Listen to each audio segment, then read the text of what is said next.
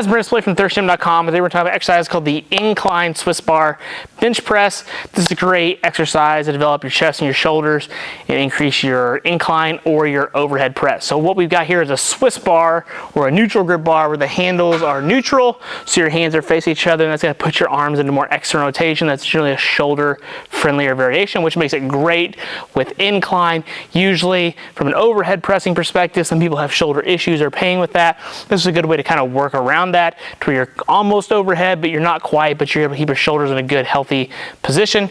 And I've got my incline bench here set around 30-degree incline. You can, of course, vary that depending upon what you're wanting on your incline, but usually somewhere around 30 degrees is pretty normal for an incline work. Now what we're going to do is get underneath the bar here. You're just going to pick a regular handle. It's around what your normal grip would be if you would do normal incline. You, of course, can go wider or closer. That's all up to you. But usually for just a regular press, you're going to find something around your normal grip width. You're going to make sure you squeeze that good so your knuckles are towards the ceiling. You don't want it sitting here at the edges of your palm. You want to make sure you've got a good grip around that, especially with the Swiss bar here.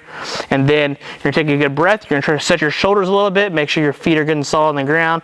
You don't really want them out here or kind of like tucked behind you. You can if you're used to doing that with your regular bench press, but I would just say having your feet out, you're going to be a little more comfortable and more stable here. And then you're just going to put your head in between the middle part of the bar, big breath, unrack, knuckles towards the ceiling, come down as low as you comfortably can. If you can go to your chest, that's great. Usually right below the chin is good enough for most people. You're just going to press until you get your desired reps and then come back towards the rack.